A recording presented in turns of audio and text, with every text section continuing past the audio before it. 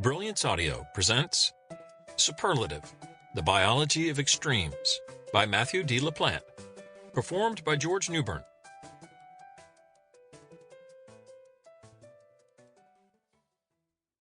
Introduction. Nature's Best Ambassadors. She was a month old and already heavier than me.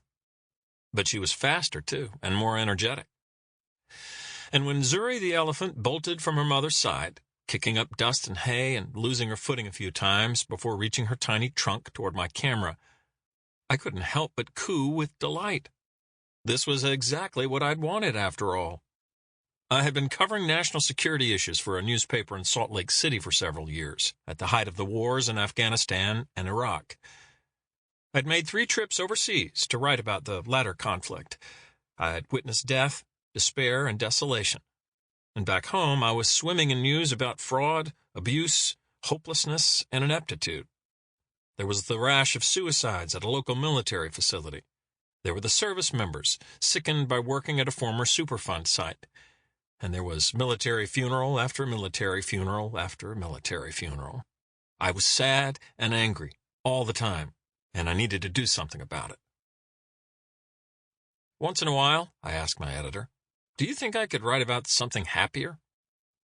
"Something like what?" he asked. "Something like baby animals," I replied. "Get the hell out of my office," he said.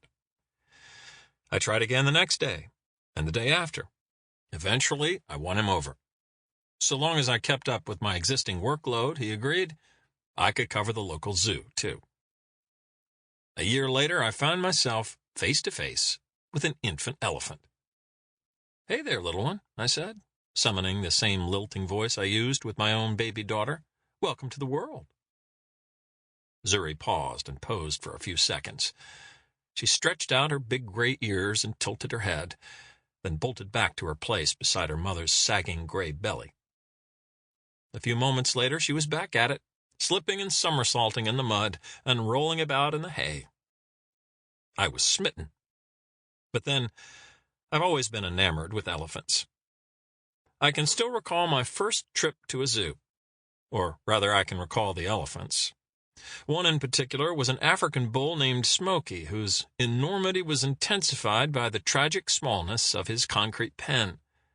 I stood in awe of him, feeling at once exultant and terrified. How could anything so big be real? I dreamt of him for years to come. I drew pictures of him in my school notebooks. I wrote stories about him in my journal. I'm certainly not the only child to be obsessed by something superlative. Children are naturally enchanted by extreme things. If you doubt this, just try to wrestle a copy of the Guinness Book of World Records from the hands of an elementary school student. I got my first edition of that book in the 2nd grade. I ordered it from the Warwick Elementary School Book Club, read through it in a matter of days, and then went back to the beginning and started again. When my daughter was 8, she spent hours leafing through the version of the book that now sits on my desk. Of course she did. It's endlessly fascinating stuff. Where's the world's oldest rainforest? What insect produces the most painful sting? Which dinosaur had the longest tail? It's all in there, along with a bunch of far less natural records, like that held by a guy named Josef Totling, who in 2015 allowed himself to be lit on fire and dragged 500 meters behind a horse, for the dubious honor of saying no one in the known history of humankind had been pulled farther while ablaze. Why do we do things like this? Why do we even care? Other animals don't even seem to notice when they encounter the biggest, fastest, strongest, or whateverest of this quality or that. But we do. Almost as though it has been hardwired into us. And maybe it was. Cave drawings from around the world depict many of the largest animals our ancient forebears encountered, including mammoths, giraffes, bison, and bears.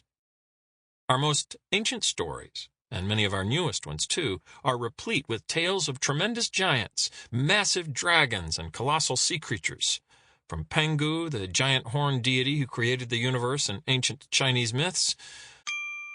Sample complete. Ready to continue?